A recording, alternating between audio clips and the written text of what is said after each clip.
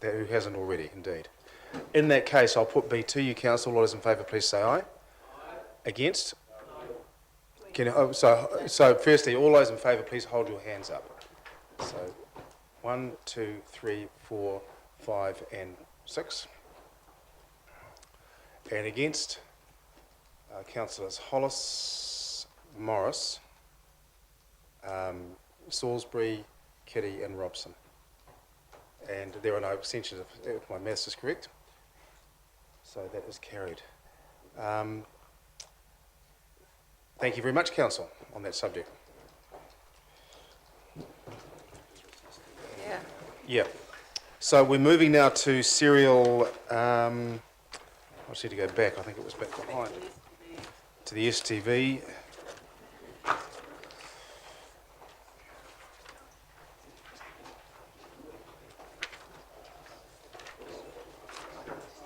What happened there? Right, sorry, 10.3, everyone. STV electoral system. Coral and Warwick, thank you very much for joining us again. Sorry, can you give us the page number? Sorry? Page... yeah. Warwick, sorry to keep you waiting today, and really appreciate you being here. No problem at all. Thank you for the opportunity to come in and answer any questions about this particular item. It's pretty simple though.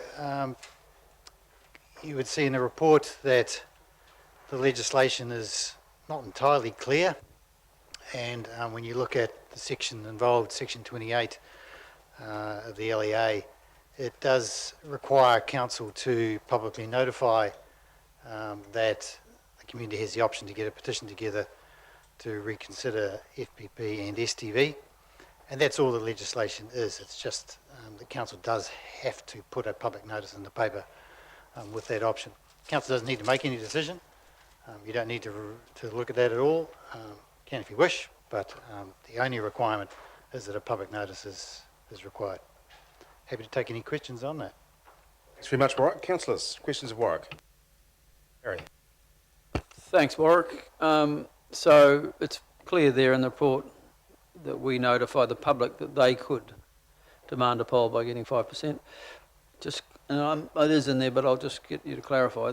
What is the date by which we could initiate a poll, if we so decided, to be in effect for the next elections or our representation review? Well, at the moment, Council's resolution 3 years ago was for 2 terms, but the public notice requires a petition to be in place by the 21st of February for a poll to happen if it was initiated by the public. Council could at any time resolve to hold a poll as long as it's before the 21st of February. Then the poll has to happen before the 21st of May to be in effect for the next council election. Given that because of an earlier decision there could be a poll being initiated one way or another for a referendum on the Maori Ward question, we could at any time add this to it if we wish to, couldn't we? There'd be nothing to impede that, is that? You mean at the same time? Yeah, hold it at the same time. Yes, you could certainly do that, and the same deal would apply that I answered the question on this morning with regarding to cost. Adding, if you're having a referendum on Māori representation, then adding on a question about FPP and STV would be the same deal, 25, 30k. All right. More questions, John? Warwick, this is a slightly sort of left field, but it sits under the heading STV, and I know you know your business, so just work with this. There is some discussion around with STV about how one, it's a low understanding. We know the system is poorly understood by people. They sort of know what they do, but they don't know how they arrive at the result. If we are to do a poll, as hinted at by Councillor Baldock, part of the communication would need to explain how STV works. Is there anything available in the public domain that would explain how you might compare an STV result with an FPP result? or is that, or an FPTP result? Is there anything that would be available to explain how you compare first past the post with STV? It's frequently a topic. Good question. Tricky answer. Thank you. The issue at hand is that when you think about it, the way that you vote under FPP is completely different to the way that you vote under STV. FPP, you're ticking, in an award case, you're ticking 2 candidates. In STV, you're ranking as many or as few candidates as you wish. So completely different mindset, completely different way of thinking about how you're choosing those candidates. So therefore, the comparison between the two is very, very hard to get some validity to say, well, if this election was under FPP, what would have the difference been? Yep. Because it's a completely different way of voting, and you can't really go there. It's just too hard to So get you there. can't, no prudent person would make a comparison between, really, it would be really. ill-advised. Yep. No, thank you. Thanks, Larry. Happy to second. John, thank you. Larry? Well, it just receives the report and notes Yeah. the interpretation, basically. And just briefly in the context, I think if we did end up having a poll, whether it's citizens initiated or whether it's ours, there is a need to explain to the voters that there are some differences in STV that they're perhaps not aware of. That certainly works well in the mayoral race where there's a single constituency, because they know their first, second and third choices all eventually contribute to the winner's result. But in places where there are 2 or 4 seats available, often they may think that when they say, I'm voting for this person first and this person second, that their second vote will count, but it doesn't sometimes, because if their first choice is elected first, then those second votes are not redistributed. It's not a major issue, but it is something I think is clearly in the minds of the voters, that that's the way they're told when they look up the little video. It's like, you just rank them 1, 2, 3, 4. All of that's great when it's just you're voting for one person. And that's something that at a future date I might speak more about. And we might get some expert advice from Warwick and so on, just so that the public are aware of what they're going into. The reason, when we did do it, those of us who were here last term, we didn't consult. We decided very quickly in a meeting one day to bring in STV, and I did try by way of a notice of motion at the time of the museum referendum to give people a choice. I think they do need, now that we have this little window, I think it would be good if they had a choice about what system they use to elect their representatives. Thank you. Thank you, Larry. John? Reserve. Anyone else? Sorry, that was quick. Karma. Quick karma. Now, look, I think the key point here is that there is work to be done here in terms of explaining this to our community. I think the point that Councillor Baldock makes is very, very accurate. My memory of the debate was it was about increasing diversity, interesting enough given this morning's conversation. But it was a decision made, if you like, on a principled basis that this would increase diversity, this is a good thing in and of itself. However, it was light on consultation, and aside from a recent decision, we are getting better, I believe, at trying to engage with our community. And I'd like to encourage that. I just give warning that I'm concerned about how many issues may be tagged on the back of this morning's decision in anticipation that there's going to be a poll. We've opened a door here, and I can think of quite a few things that either through NOM or some other basis, this could be a lot of work for someone, or a lot of business opportunity for someone.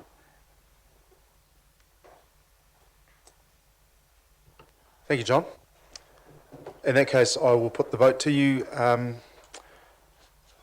folks, both A and B. All those in favour, please say aye. Aye. Against? Abstentions? And carried. Warwick, thank you very much, and Coral, thank you too. Just one moment, team.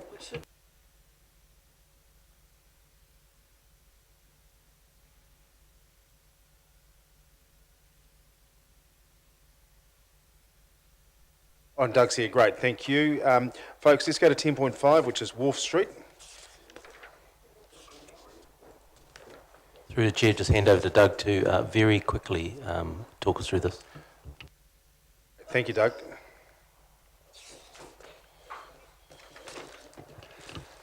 Point taken. Kia ora tātou. I'll take the report as read and available for questions. Perfect. Questions of Doug?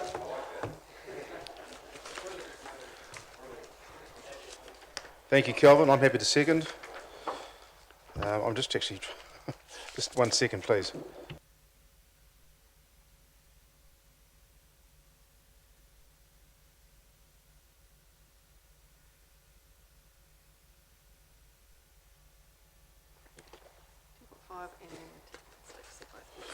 Sorry, folks, just spinning papers here. Very good.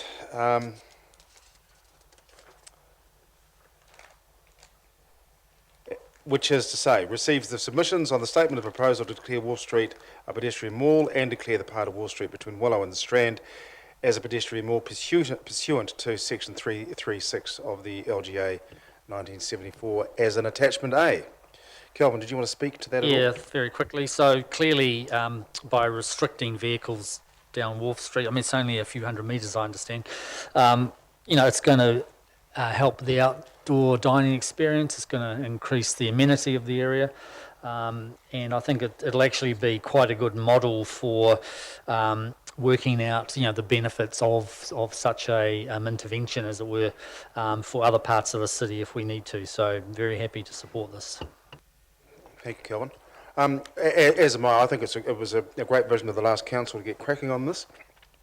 For those that spend time on each street in Rotorua, as I do, find myself there reasonably regularly, it's just fantastic. And when you talk to the restaurant and cafe owners there, they benefit hugely. They attract the targeted rate, as I'm sure many of you know, but having that roof overhead I think is great, and I do wonder if that might not be something for the future to consider. Time will tell. But in the meantime, having it as a mini Eat Street and a mall I think is a great thing. So it certainly has my support. Larry.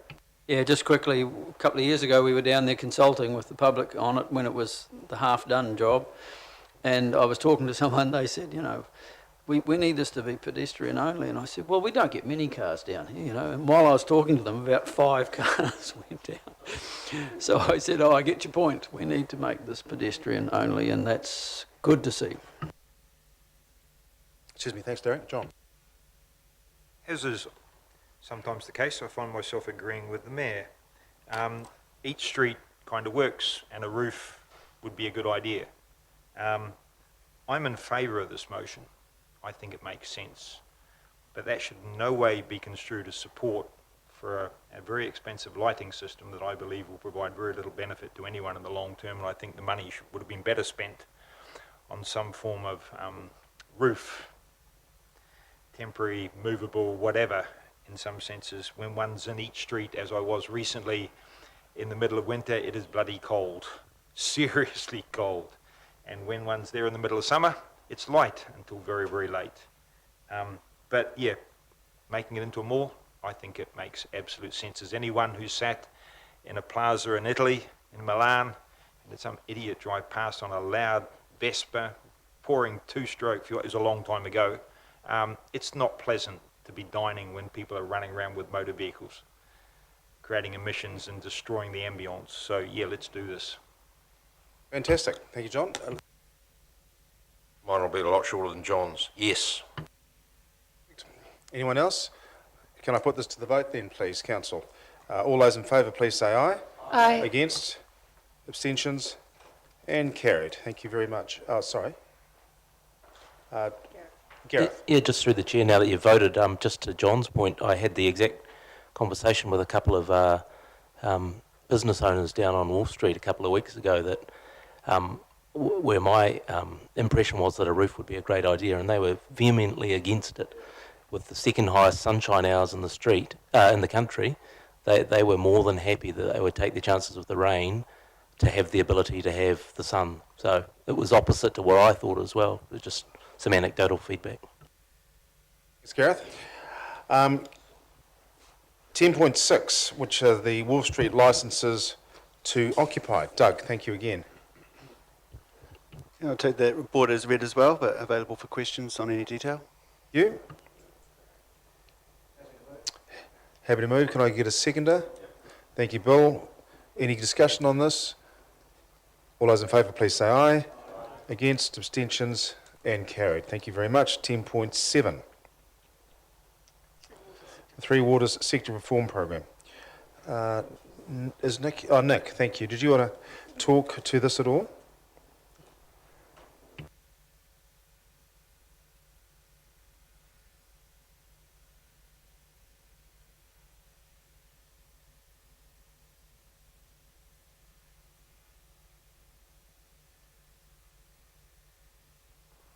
Still not car parking. I don't know what's going on.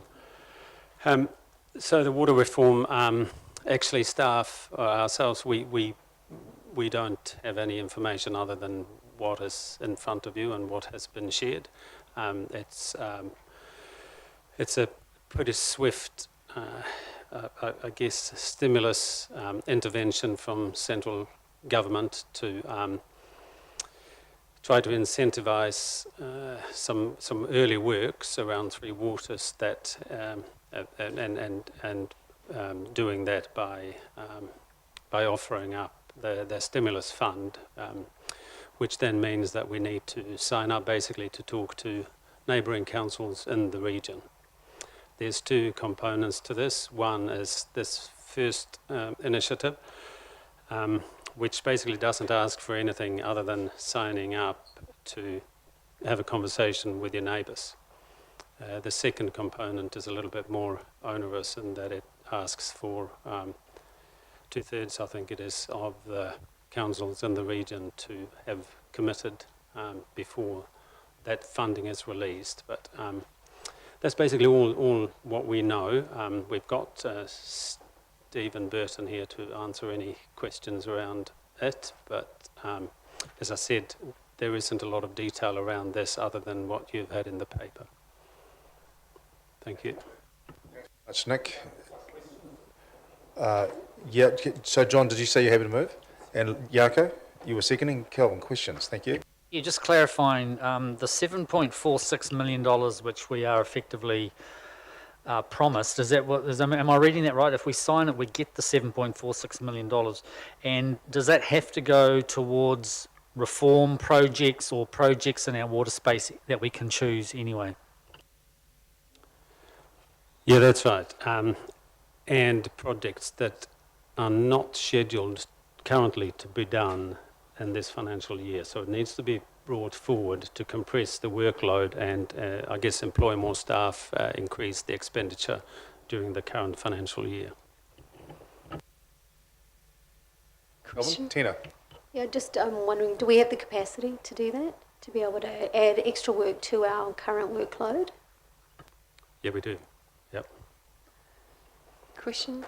Councillor So Hughes. what we're looking at is sort of not trying to invent anything or boil the ocean, but actually, stuff that we know that we would be doing in year 2 and 3 anyway gets compressed and done in this financial year. And it's work that needs doing. We just do it a little bit sooner than we had first anticipated. Just to be clear though, Tina, I think you were talking less about the finances and more about the capability, resource capability of the organisation. Is that correct? Yeah. Yeah, so in terms of our organisation, we're well dressed to deal with it, and our supply chain is as well. Thank you. Heidi. I was just around the same thing. So it's really we're looking at upgrading existing infrastructure, pretty standard. Yeah, that's right. We're looking at doing renewals early and maintenance and upgrades on plant, etc. that we had scheduled for year 2 and 3 in the plan. Thank you. Thank you. Thank you. Any more questions of Nick? Council, do you want to take this in parts, or are you happy to take the recommendations? Can a mover, seconder? What would you prefer? Happy to do it all in one block? Fantastic. In that case, Council, all those in favour?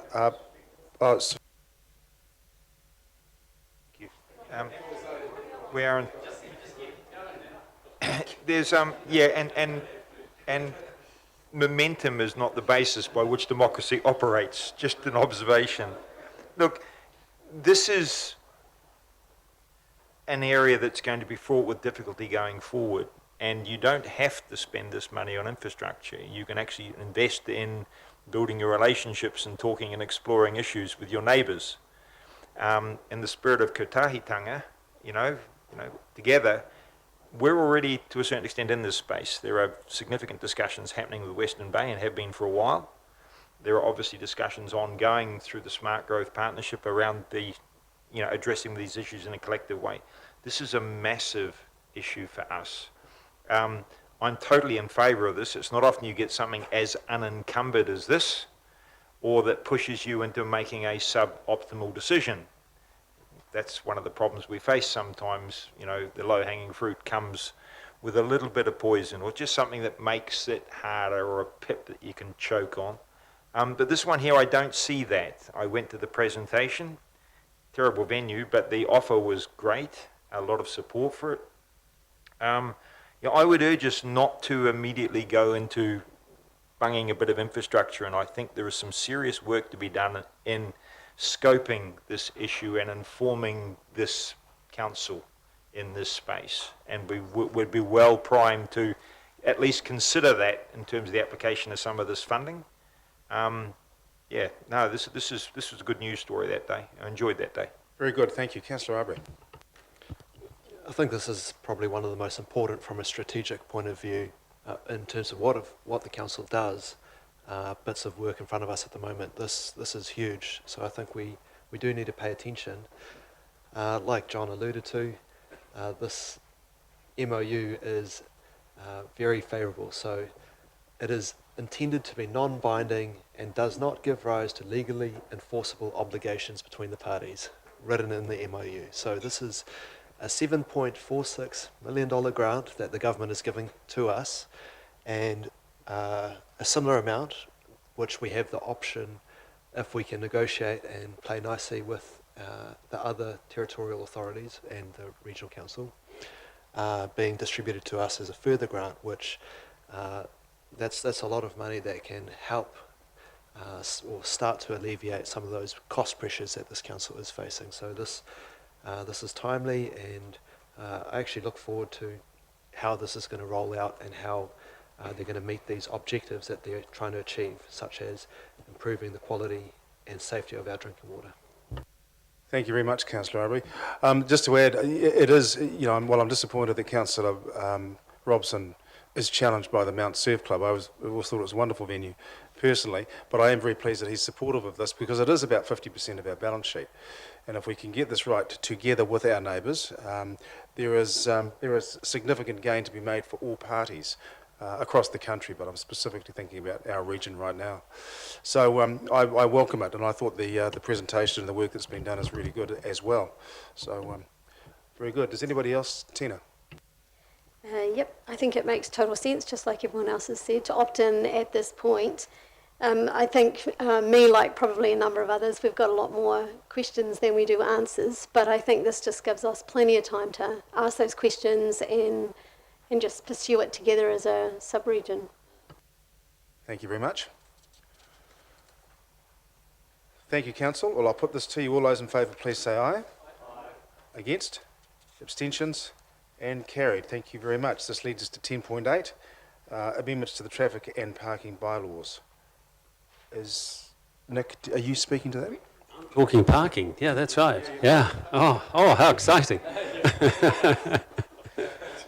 we've got Brendan here to. Sorry, Brendan. I didn't see you there. Apologies.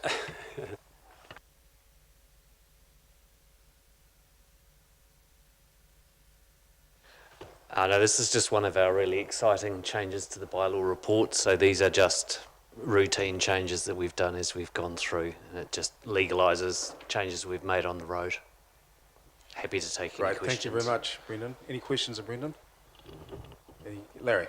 I'll raise it because it's there, but are we continuing a look at the parking around 21st, 23rd Ave relate to the Girls' College? Because I've had a number of people. I raised it last time we did a parking review.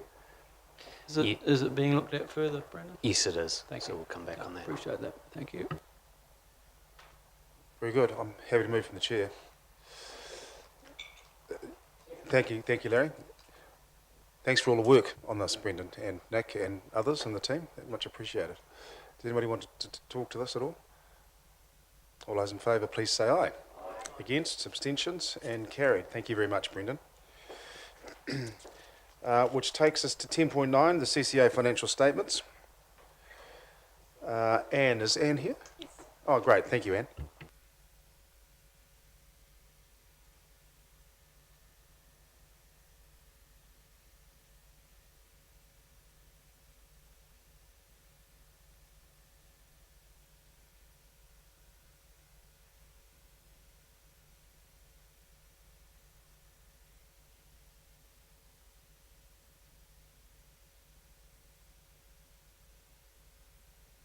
Sorry, thank you.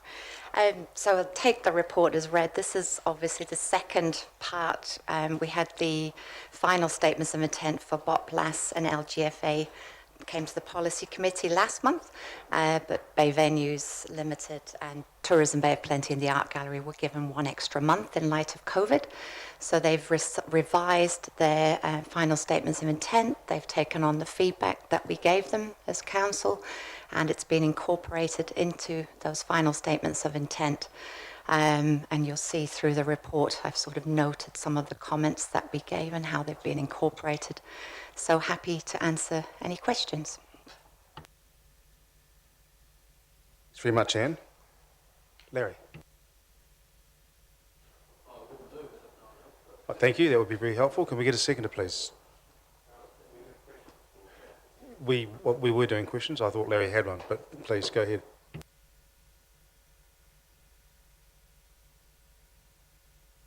It may be historical, but I think it does beg some questions. The share of the financing that comes from Western Bay, we have a door open. We're okay. We're open. The share of financing, I'd hate Gary to overreact. The share of financing comes from Western Bay for some of these. Do you have can you explain the rationale? Because some of it, in some senses, looks a little light. Population proportionality, usage, benefit to sub-region. Can you give us some answer to those? I know there's 3 CCOs in there. So Western Bay of Plenty don't pay anything towards Bay Venues. They pay a small amount, I believe about 20,000 towards the art gallery, towards an art bus, and towards Tourism Bay of Plenty, they're joint shareholders, so it's a different relationship, and it's a percentage of rates that they pay, so it's proportional. So it is equitable based on proportion of rates, but it's not equitable in terms of dollars. As in, we, for example, give Tourism Bay of Plenty about $2 million, and they give Tourism Bay of Plenty about $200,000. Yeah. And the reasons for these things, what's the underlying rationale for those splits? Just steeped in history. Paul might be able to answer it, but it's based on a proportion of rates, I believe. Through the chair, it's a historical split. I haven't got any further detail in terms of... But we take the lead in terms of managing the relationship, and it's kind of accepted that that we do that. Right, thank you, Anne. Councillors, any more questions? Question from me. Thank you. I understand a member of the public wanted to speak to this topic. Has this been made aware to you, Mr. Chair? He's no longer here. He is. Oh, sorry. Or understanding orders whether that's allowable or not. I'll just raise it as a question. The mayor's not aware of it, so... I'm happy to entertain it if you...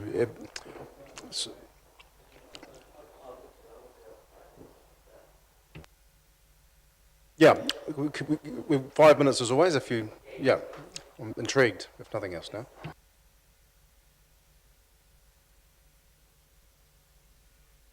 Hi, I'm Keegan. You've probably all received an email from me in the last couple of days about a different topic. I was just coming to talk to this motion of accepting the SOIs for the CCOs, mainly around Bay Venues Limited. So within the SOI for Bay Venues Limited, there is a section for Bay Catering and Bay Audiovisual, two non-funded, they're in the non-funded network of Bay Venues Limited, and they are commercial entities. When Bay Venues Limited was amalgamated from TCAL and TCVL in 2013, they were necessary commercial entities to, one, subsidise the ratepayer contribution to Bay Venues Limited, and also provide audiovisual needs and catering needs, as there wasn't anyone doing it on a decent commercial scale in Tauranga at the time. So now that's a different story. There's plenty of audiovisual operators and plenty of caterers. I'm working with 13 of which in Tauranga to write a letter. However, I did not know that this would be a agenda item today. So when I found out, I popped in and tried to get in front of you as I am now. So essentially, what I am asking council to consider is, I'll just quickly grab the statement of intent from Bay Audiovisual and Bay Catering, and I'll just read to you what the businesses and myself are concerned about within, and it's been in there previous years. Unfortunately, we're in a COVID-19 climate, and work is few and far between, so I don't think the council should be taking any more from our ratepayers. So what I am specifically looking for you guys to consider, at least, is in the Bay Audiovisual statement of intent, and I'll just quickly find it. A sound, lighting and audiovisual equipment and support business unit that provides services primarily at the Trustpower Arena, Trustpower Stadium Lounge, Trustpower Stadium, and some external off-site events and venues. Now, that's fine if they want to operate within Bay Venues premises. I don't think that's fine if they want to operate on some external off-site events and venues. For example, Tauranga Crossing at the moment, when COVID wasn't such a big thing, they were doing fortnightly performances, had a musician up there with speakers, lights, the whole carry on. Now that is something that Bay Audiovisual I don't believe should be doing. They should not be providing the sound and lighting for that. That should be going to our struggling businesses in Tauranga, of which there are a few. Public Sound Company, Graceful Lighting, Audio Solutions, Triac, we all know of. So I would consider looking at that. It's only the last 5 words off of there that need to go. External off-site events and venues, there's no need for that. They should operate within council facilities. And for Bay Catering, this business unit primarily provides catering services at venues managed by Bay Venues Limited, as well as some off-site catering in other venues and events. Again, same story there. Don't mind if they operate within Bay Venues and council buildings, but no need for them to be operating off-site. I'll quickly read you guys a council policy, which I believe the current operations are in breach of. If you just let me find it on here. Policy. This is called Commercial Activities in Council Facilities, June 2011. If I go down to clause 5.1.3, competitive issues. Is there a private sector provider in the marketplace able to deliver the required service? Yes, there is, for all of these. Scale of activity. Would the scale of proposed activity be commercially viable? This is a question I'm unsure of. I'm hoping to get some background around that next week. To what extent will the proposed service or activity be provided? For example, full cafe facilities versus vending machines to meet a need. Well, I've got to ask, why do we need a council organisation such as Bay Audiovisual that can be providing 2 speakers and a microphone for things like a meeting that we're having now, to own a 28 speaker line array system that can do the biggest concerts and festivals in the country? It's private providers in Tauranga that can do that. Does the proposed activity represent duplication of activity and location facilities compared to other competitors? Yes. Will the pricing and or service level significantly disadvantage competitors? We have seen that. So essentially what I'm asking is that those words be removed out of these statements of intentions, and there is nothing that you as a council can do about that today except abstain from accepting the statement of intention, final statement of intention for 2021 to 22-23 period from Bay Venues Limited. Really hope that you guys do that. I am a business owner myself, and I have suffered from loss of work through Bay Audiovisual, but I have also worked for them in the past, and they have also done me favours. So this isn't a personal vendetta against anyone at Bay Audiovisual. It's purely let's have a look at what we're doing for our commercial ratepayers and our businesses in Tauranga. So thank you. Thanks, Keegan. Appreciate you coming in, to talk. Was there any, Councillor Arbery? I'm happy to move recommendations. Second, thank you very much. Larry, did you want to speak to that, Bianca? Yeah, I will speak to it briefly. So with BVL, I agree that council shouldn't be in the business of investing ratepayers' money into, I suppose, commercial pursuits. You know, I struggle to understand why we'd run an early childhood education or some of those other businesses. If we were going down that path, where do you draw the line? If it's do we start buying shares in other companies to get a 5% dividend? I really think if ratepayers want to invest their money, they can do that in the private market. They don't need the council to do that on their behalf. That being said, I think we do need to accept these statements of intent. I don't think we need to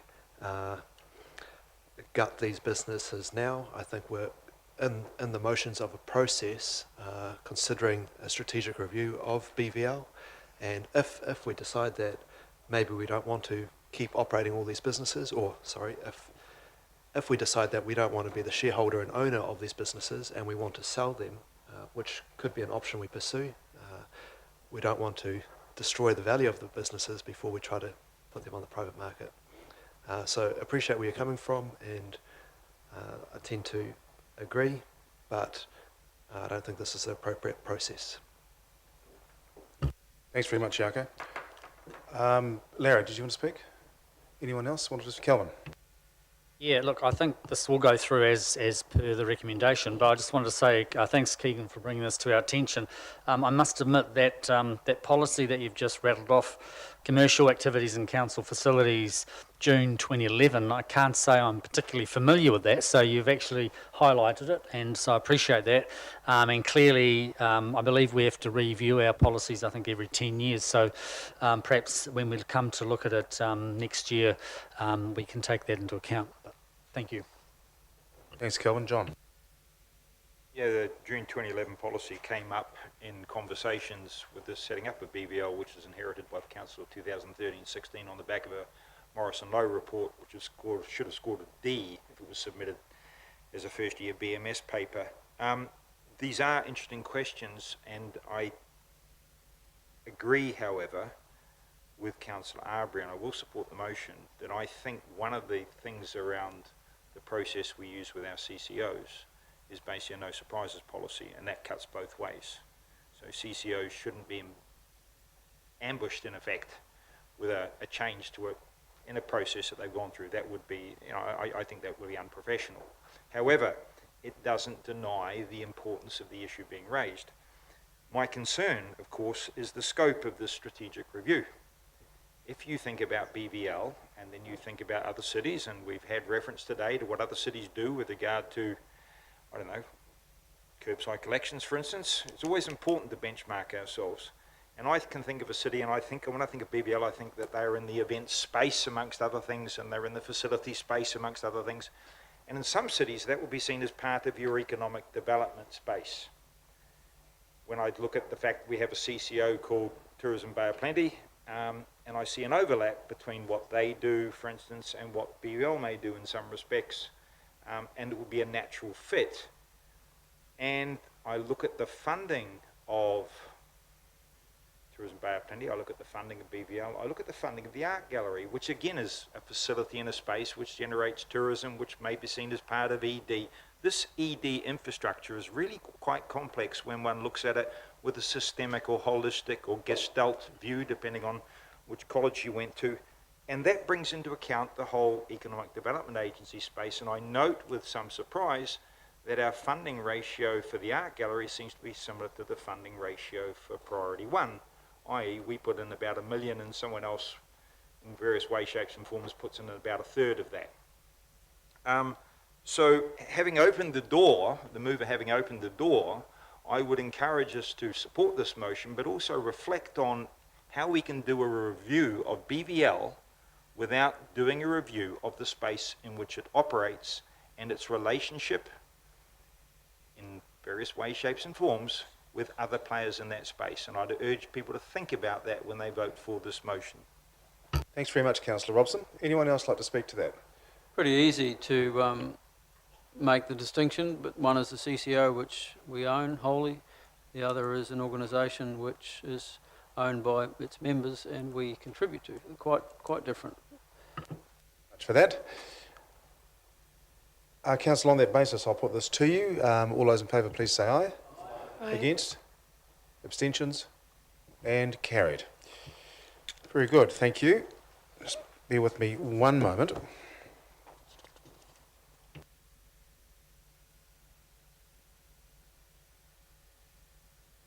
As there are no late items, can I get a mover in a second to go back to public excluded, please?